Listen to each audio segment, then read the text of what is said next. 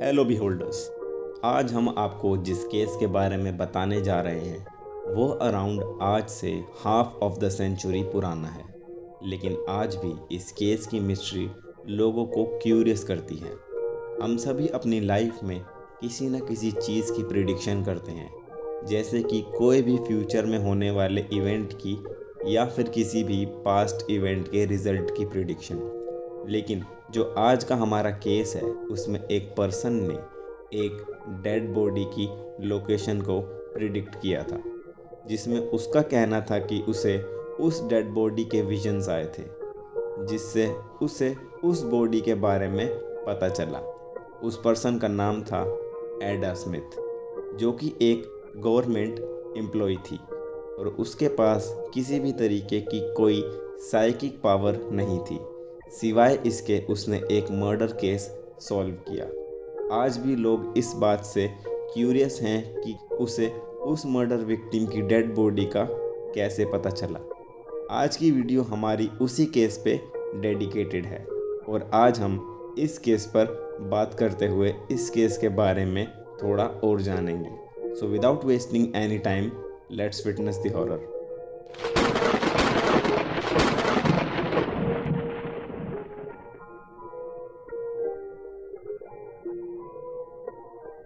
इस केस की विक्टिम का नाम था मेलिनी रीबे, जो कि बरबैंक कैलिफोर्निया के एक हॉस्पिटल में एज अ नर्स काम किया करती थी। इस केस की शुरुआत 15 दिसंबर 1980 को हुई थी, जब मेलिनी अपनी नाइट शिफ्ट के लिए अपने अपार्टमेंट से निकली थी, लेकिन वो कभी भी हॉस्पिटल नहीं पहुंची। उसके न आने पर उसके हॉस्पिटल क्रू ने उसके अपार्टमेंट में कॉल किया, जो कि उसकी रूममेट ने उठाया था और उसने बताया कि मेलिनी को उनके अपार्टमेंट से गए हुए काफ़ी देर हो चुकी थी। मेलिनी एक काफ़ी टाइम पंक्चुअल एम्प्लॉय थी, जो कि कभी भी अपनी शिफ्ट के लिए लेट नहीं हुई थी और ये फर्स्ट टाइम था जब वो ऐसे कभी अपनी शिफ्ट पे ना पहुंची हो। काफ़ी देर तक मेलिनी का इंतज़ार करने पर भी जब मेलिनी का कुछ भी पता नहीं चला, तब उसके हॉस्पिटल स्टाफ ने उसकी एक मिसिंग रिपोर्ट फाइल की। पुलिस सबसे पहले उसके अपार्टमेंट गई और उसके रूममेट से उन्होंने कुछ सवाल किए, लेकिन मेलिनी की रूममेट्स का कहना था कि उसने मेलिनी को लास्ट टाइम उनके घर से निकलते हुए देखा था, जिसके बाद उसका भी मेलिनी से कोई कांटेक्ट नहीं हुआ। फिर उसके अगले दिन पुलिस इन्वेस्टिगेशन के टाइम ऑफिसर्स को मेलिनी का ट्रक मिला, जिससे किसी ने जलाने की कोशिश की थी। उस ट्रक के अंदर पुलिस को मेलिनी की नर्स यूनिफॉर्म मिली, लेकिन वहाँ भी मेलिनी नहीं थी।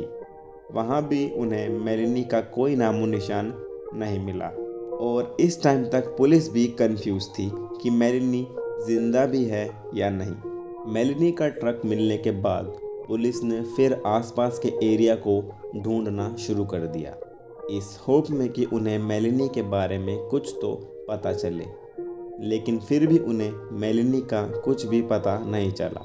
पुलिस ने फिर मीडिया और रेडियो में मेलिनी के मिसिंग रिपोर्ट पब्लिश करी और जहां उन्हें मेलिनी का ट्रक मिला था, उस जगह के आसपास के लोगों से पुलिस ने कुछ सवाल किए। वहां के लोगों से कुछ सवाल करने पर वहां के लोगों ने बताया कि उन्होंने किसी लड़की की चिल्लाने की आवाज़ सुनी थी और एक पर्सन ने बताया कि उसने दो लोगों को देखा था, जिन्होंने एक लड़की के ट्रक को हाईजैक कर लिया था और फिर उसके बाद वो उस लड़की को अपने साथ ले गए। इस टाइम तक पुलिस को लगने लगा था कि शायद मेलिनी की मौत हो चुकी है, जिसके बाद उन्होंने अपनी इन्वेस्टिगेशन और बढ़ा दी ताकि उन्हें इस केस में कोई लीड मिले। और इसी टाइम एक 32 years old lady police station आई और उसने क्लेम किया कि वो जानती है कि मेलिनी की डेड बॉडी कहाँ है। वो लेडी और कोई नहीं बल्कि एटा स्मिथ थी। एटा ने क्लेम किया कि वो जानती है कि मेलिनी की डेड बॉडी कहाँ है। एटा का कहना था कि मेलिनी की मिसिंग रिपोर्ट सुनते टाइम उसके कानों में एक आवाज़ आई, जिसने कहा कि मेलिनी की डेड बॉडी वहाँ नहीं है, जिसके बाद एटा को एक जगह का विजन आया, जिस पे एटा को बिलीव था कि मेलिनी की डेड बॉडी वहीं कहीं छुपी होगी। ऑफिसर्स ने पहले उसकी बातों पर ध्यान नहीं दिया, लेकिन एटा के बार बार इंसिस्ट करने पर उन्होंने एटा को उस जगह को डिस्क्राइब करने के लिए कहा। उन्होंने एटा को एक मैप दिया और उसे उस जगह को पॉइंट आउट करने के लिए कहा। एटा ने अपने विजन्स वाली जगह को डिस्क्राइब किया, जिससे उनमें से एक ऑफिसर ने पहचान लिया। वो जगह लोपेज कैनियन थी और डिटेक्टिव ने एटा को अश्योर किया कि वो उस जगह को सर्च करेंगे, जिसके बाद उन्होंने एटा को वापस भेज दिया। लेकिन एटा के जाने के बाद भी उन्होंने उस जगह को सर्च नहीं किया और इस बात से एटा भी वाकिफ थी कि अथॉरिटी उस जगह को सर्च नहीं करेंगी। उस स्टेशन से निकलने के बाद से ही एटा को उस जगह के विजन्स आते जा रहे थे। वो आवाज़ें उसे बार बार सुनाई दे रही थी, जो कि उसे मेलिनी के बारे में बता रही थी। उन आवाज़ों और विजन से तंग होकर एटा ने मेलिनी की बॉडी को खुद से ही ढूंढने का फैसला किया। एटा सीधे अपने घर गई और उसने अपने बच्चों और अपनी नीस को पिक किया और वो सीधे कैनियन के लिए निकल गई। जैसे जैसे एटा उस जगह के करीब जाती जा रही थी, वैसे वैसे ही उसे मेलिनी की प्रेजेंस और भी ज़्यादा फील हो रही थी। अपने रास्ते में एटा को मेलिनी के ट्रक टायर्स के निशान भी मिले और जैसे ही मेलिनी ने उन टायर्स मार्क्स को टच किया, तब उसे मेलिनी की प्रेजेंस और भी स्ट्रोंगली फील हुई।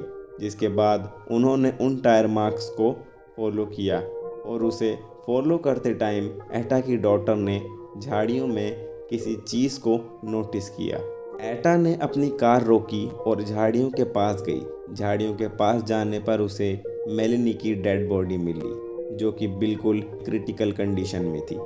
मेलिनी की डेड बॉडी को ढूंढने के बाद एटा ने पुलिस को इसके बारे में इन्फॉर्म किया और पुलिस वहां आई, जिसके बाद उन्होंने मेलिनी की डेड बॉडी को कस्टडी में लिया।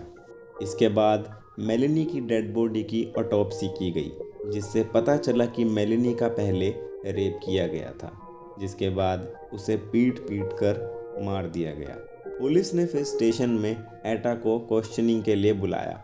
एटा पुलिस स्टेशन पहुंची और डिटेक्टिव्स ने सबसे पहले क्वेश्चन उससे यही पूछा कि उसे मेलिनी की डेड बॉडी के बारे में कैसे पता चला। एटा ने फिर डिटेक्टिव्स को अपने विजन्स के बारे में बताया, लेकिन फिर भी ऑफिसर्स उसे बार बार यही क्वेश्चन पूछे जा रहे थे।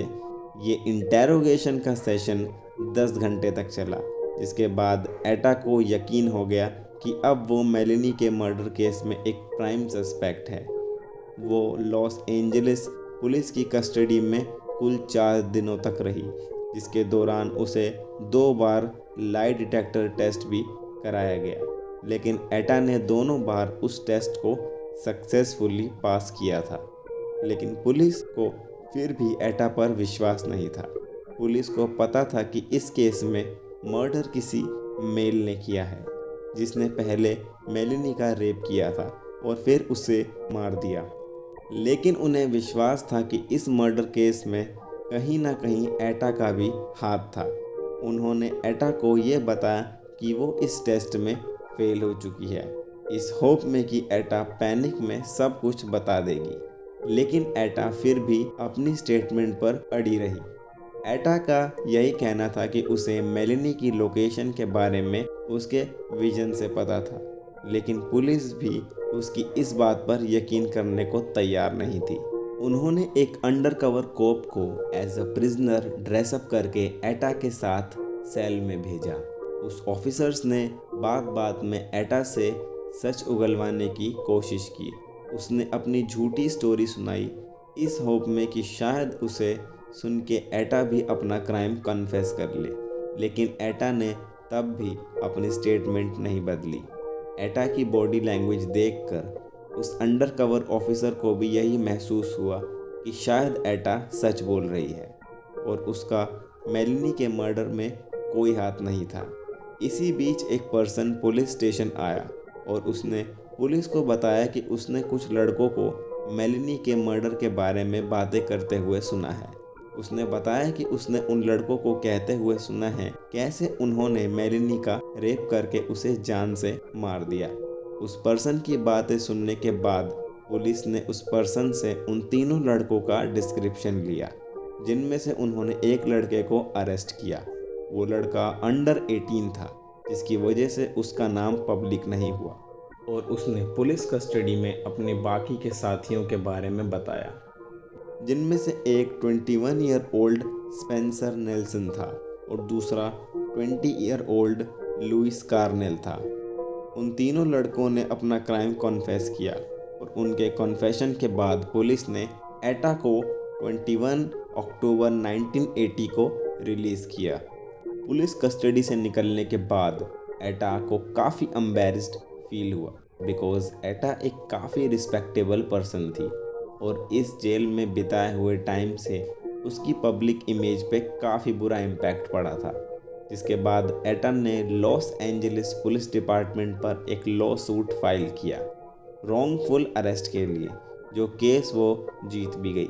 ये केस काफ़ी फेमस था और उस टाइम कई न्यूज़ चैनल्स और रेडियो नेटवर्क्स ने भी इस केस के बारे में बातें करी और इस केस की मिस्ट्री के बारे में आज तक भी बातें चल रही हैं। आज भी लोग इस केस के बारे में बातें करते हैं और वो आज भी क्यूरियस हैं कि एटा को मेलिनी के बारे में कैसे पता चला, एटा को वो विजन्स क्यों आए और वो कैसी आवाज़ें थी जो एटा को बार बार सुनाई दे रही थी। So the story ends here. अगर आपको हमारी आज की वीडियो अच्छी लगी तो like, share and subscribe for more such amazing videos. See you in our next video. Until then, stay tuned.